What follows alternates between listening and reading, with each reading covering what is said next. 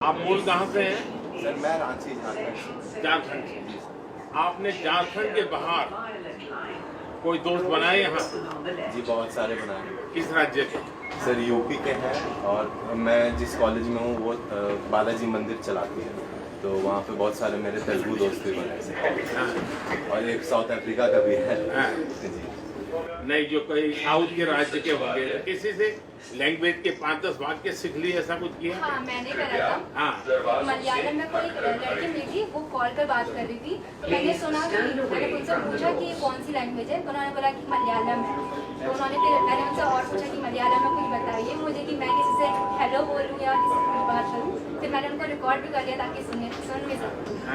मैंने हिंदी सिखाई है। हिंदी? हमारे कॉलेज में मणिपुर से बच्चे आते हैं, हाँ। तो उनको बहुत इंटरेस्ट था, तो हमने उन्हें हिंदी सिखाई। आपने सिखाई? और मैंने असमी सिखाई। और एक दोस्त आपने असमी सिखाई। असमिया सिखाया लोगों को? और मैं हाँ। पहाड़ी हूँ, तो मैंने पहाड़ी में बताया है। अरे कहाँ से हैं? उत्तराखंड से। उत्तराखंड में कहाँ से? मेरा गाँव से पिथौरागढ़ है। उत्तराखंड। एक हमारा वहाँ फिर धारचूला जाते हैं? हाँ। हाँ, टनकपुर मैं कभी धारचूला में रहा हूँ। परीक्षा पे चर्चा भी है, मतलब देखने का आपको सब पता कॉलेज में आके। परीक्षा पर चर्चा का फायदा लिया है? सर कैसे स्ट्रेस से डील कर रहे हैं? स्ट्रेस से आप कैसे डील कर लेते हैं? ऐसा है कि अगर आप किसी चीज से बहुत अटैच हो जाते हैं तब तनाव की शुरुआत है, लेकिन आप डिटैच रहते हैं और एक कर्तव्य भाव से काम करते हैं तो तनाव की गुंजाइश बहुत कम हो जाती है। नहीं होता ऐसा नहीं, कम हो जाती है। और इसलिए कोशिश करनी चाहिए। डिटैचमेंट कैसे आए स्वभाव में बड़ा कठिन काम है, लेकिन और वो आपको संतुलित रखता है। सर विश्व में जो बढ़ता आपका वर्चस्व है सर, उसके पीछे क्या रहा है? उसका कारण आप लोग हैं। इस देश के लोगों का विश्वास हो गया है कि भारत के युवाओं के पास टैलेंट है और वो दुनिया के काम आ सकती है। विश्वास बन गया है। हमारी राष्ट्रीय शिक्षा नीति आई है तो उसमें जो हमारी भारतीय भाषाएं हैं उनमें पढ़ने का एक बहुत अच्छा विकल्प मिला है हम लोगों को और एक लचीलापन भी मिला है पाठ्यक्रम में, तो हम सभी के लिए बहुत सहयोगी है, बहुत अच्छा लगा इस सरकार। देखिए, हमारे देश के गांव में बहुत टैलेंट है, लेकिन अब उनको अंग्रेजी का सौभाग्य नहीं मिला तो कहीं आके रुक जाते हैं।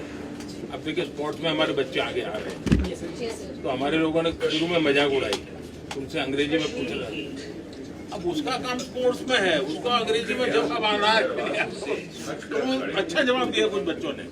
और आपने देखा होगा गांव के बच्चे स्पोर्ट्स में काम कर आगे। लैंग्वेज हमारे यहाँ बैरियर नहीं बननी चाहिए। अच्छा, आप में से कभी किसी ने प्रयोग किया है कि एक भी रुपया कैश जेब में लिए बिना ये सर हमने किया है। 7 दिन तक कैश को हाथ नहीं लगाएगा? ऐसा किया प्रयोग? ये सर किया है।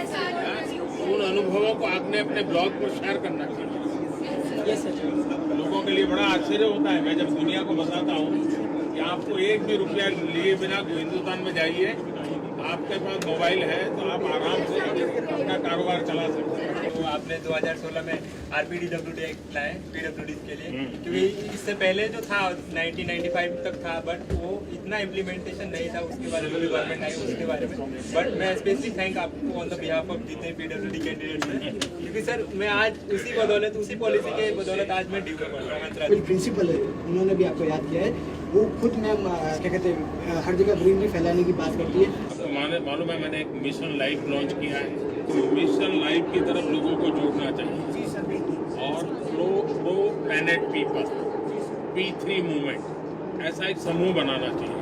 अब देखिए, मुझे भी हरियाणा के कुछ बच्चों का पता चला, वो अपने गांव से सुबह 5 बजे उठ के बगल के गांव में जाते हैं।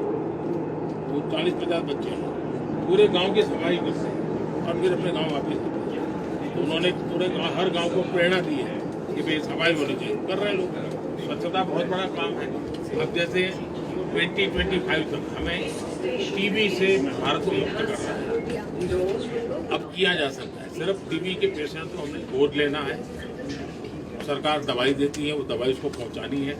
6 महीने तक उसको खाने के कुछ नियम है, उसको पालन करना है। 6 महीने में चला जाता है, तो उसको हम बहुत बड़ी मदद, अगर देश के नौजवान तय करें कि हमें टीबी मुक्त भारत बनाने में योगदान करना है।